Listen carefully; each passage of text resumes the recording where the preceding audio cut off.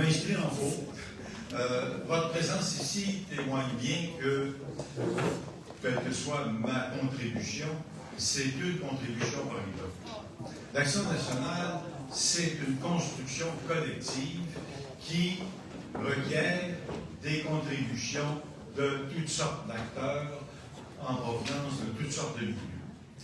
La revue, c'est un projet collectif et elle dépend pas de son directeur qui tout seul ne peut rien faire. C'est l'ensemble de ses collaborateurs, c'est l'ensemble de ses abonnés, de ses sympathisants, de ses contributeurs occasionnels ou réguliers qui font que cette revue, depuis 107 ans maintenant, ou autour, traverse les époques avec la même ferveur, avec évidemment des coefficients de difficulté variables selon les décennies, mais toujours elle réussit à assumer sa continuité parce qu'elle sait rester en phase avec quelque chose qui traverse les 4 siècles, bientôt 5 siècles de notre existence collective, c'est cette tenace volonté d'achèvement. Le peuple du Québec veut mener son chemin jusqu'à sa liberté, et c'est ce qui est en train de se dérouler. Nous avançons, même si les vents de face sont souvent exigeants, difficiles, nous avançons. Au cours des 2 dernières années, le Québec, qui n'est jamais coupé du monde, bénéficie de l'accélération de l'histoire sur tous les enjeux de réhabilitation de l'idée de nation et des fonctions que peuvent remplir les nations dans le devisement du monde, comme disait Marco Bello. Essentiellement, ce que nous sommes en train de faire, c'est de recomposer, à la lumière des enjeux du 21e siècle, ce que nous voulons que notre peuple devienne. Et actuellement, pour qu'on réussisse cette tâche-là, nous avons besoin, plus que jamais, de lieux de rassemblement et d'instruments de fabrication de ce que nous voulons faire ensemble. La revue, c'est sa contribution et c'est ce à quoi je vous invite de participer activement, c'est à la construction dans des forums dans lesquels la revue peut s'impliquer et ses collaborateurs également, dans les forums où on va dessiner ce qui va devenir un corpus d'idées qui va mettre notre peuple en mouvement. Sans ce cadre de référence, on est condamné à s'agiter et à s'agiter dans la pire des formes qui soit, celle que nous impose nos adversaires. Nous devons nous construire véritablement une feuille de route et des objectifs qui ne peuvent se concrétiser que s'ils sont construits dans l'intelligence collective. Et ça suppose que ce soit alimenté. Nous devons être des militants et un peuple studieux.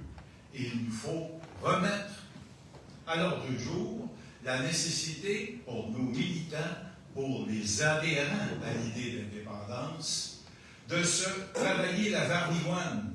Il faut véritablement que nous pensions le Québec de demain dans les catégories d'aujourd'hui, pas dans celles d'hier. Nous ne referons pas la campagne référendaire de 95, ce serait dangereux et candide.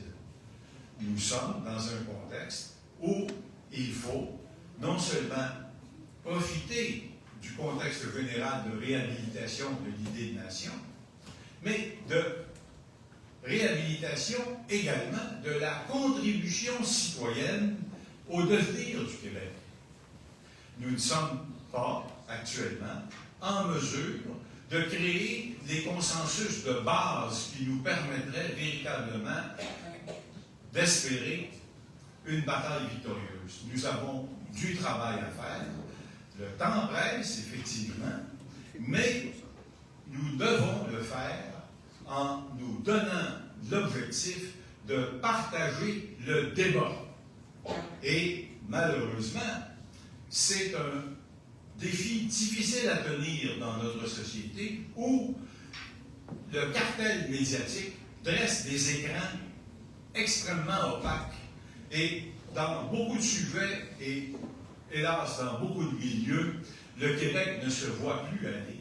Les Québécois ne se sentent pas vivre.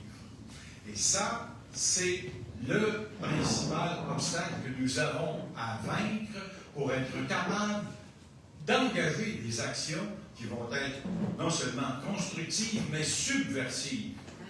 Nous ne ferons pas l'indépendance sans casser ce régime qui nous tient prisonniers d'alibis et de faux concepts, autant sur ce que nous sommes que sur ce qu'on voudrait nous faire devenir. Alors, la revue, c'est dans ce cadre-là qu'elle ne peut exister toute seule, et certainement pas dans l'affaire d'un seul homme, mais dans le travail que je vous invite ardemment à partager, à la fois parce qu'on a 10 numéros à produire par année, ça nous prend des textes, mais aussi ça nous prend des lecteurs pour que les auteurs de ces textes puissent aller au bout de leur contribution, parce que quand on publie un texte, c'est une bouteille à la mer. Et il faut, pour que ce texte-là accomplisse son destin, qu'il soit repris par quelqu'un quelque part et remis au jeu.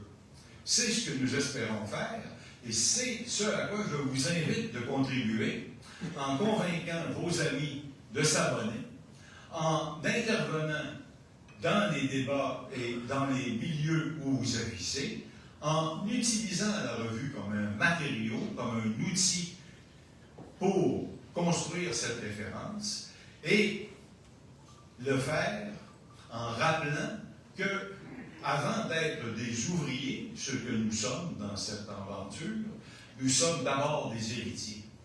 Nous avons, dans cette volonté d'accomplissement, un devoir de mémoire et un devoir de continuité.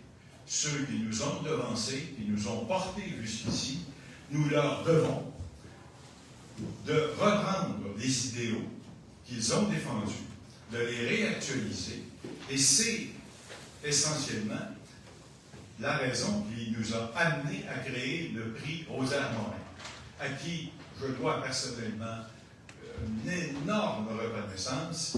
C'est un homme qui a voué sa vie à la défense des intérêts du Québec et qui a construit avec d'autres des propositions qui ont donné certaines des plus grandes réalisations de la Révolution tranquille. Il a été, par choix, autant que par destin, un homme de l'ombre, bien souvent, mais il n'en a pas moins mérité de la patrie. Et c'est ce que nous souhaitons honorer quand on crée le prix Rosaire-Morin. Et c'est ce que Pierre-Paul Sénéchal, le lauréat de cette année,